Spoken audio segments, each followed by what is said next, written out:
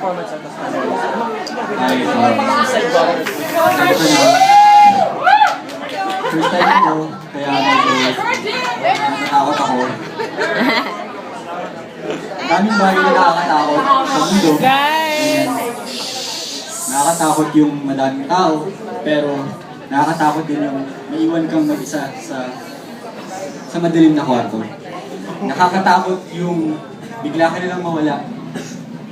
Pero ang mas nakakatakot, yung ikaw mismo natatakot ka ng huminga. Ang title pala ng piyesa ko ay Natatakot Ako. Natatakot ako.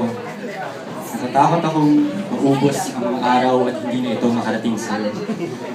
Natatakot akong direktang sabihin sa'yo dahil di ko kakayaning malaman na hindi na pala ako ang nasa puso mo.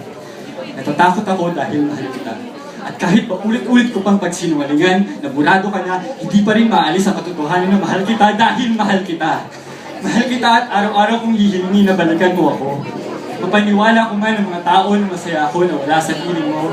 Alam kong hindi pa rin matatahimik ang puso ko, patuloy pa rin kitang hahanapin sa bawat paggising at pagtulog ko. Kaya natatakot ako. Natatakot ako malaman na umaasa na pala ako sa wala. Natuluyan ka na palang nawala. Mas pipiliin ko ng umasa at lumuha mula gabi hanggang umaga, kaysa masigurado na wala ka na. Natatakot ako dahil alam kong kahit sa dilim ng ganong tadhana, hindi pa rin mamatay ang alab ng pag-ibig ko sa'yo. Aasa pa rin ako, maghihintay, magmamahal, masasaktan, malulumpo. Pero mas gugustuhin ko na sigurong malumpo. Ngunit mas gugustuhin ko na talagang malumpo kaysa makalakad papalayo sa'yo.